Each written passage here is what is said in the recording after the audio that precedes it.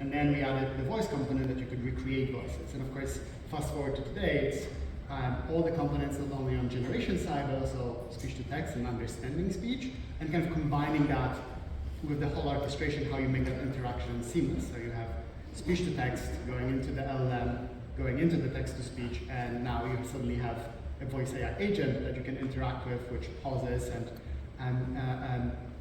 a response in a seamless way.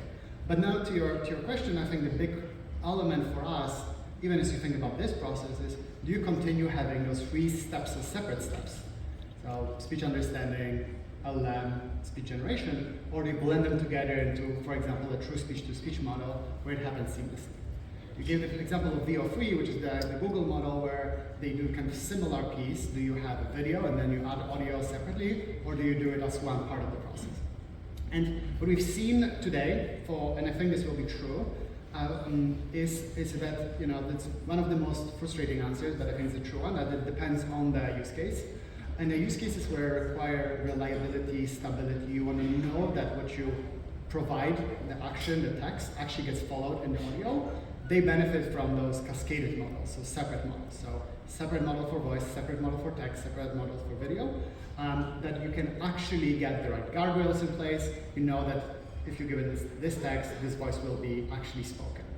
If you take that same approach to the fused models or those multimodal, that will not happen, but you will get other things as on the positive side. You will get it more expressive usually and quicker.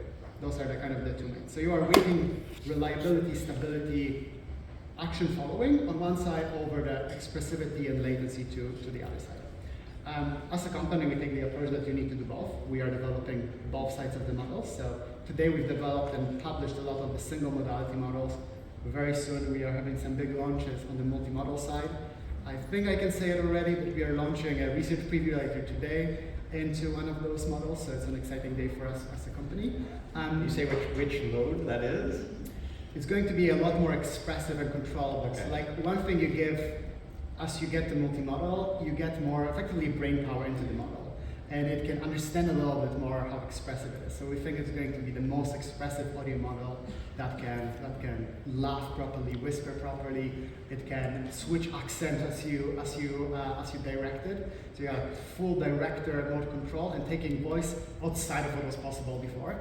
But I think the multimodal is one of the biggest questions for so many companies out there. So over next year, I think you will have for enterprise cases, single modality. For like consumer, it's going to start being multimodal. Over the next 2 years, you will start seeing a little bit more depending on a specific case. And then beyond the 2 years, I think the base will be multimodal, but then you'll need to fine tune it or optimize it for a specific use case.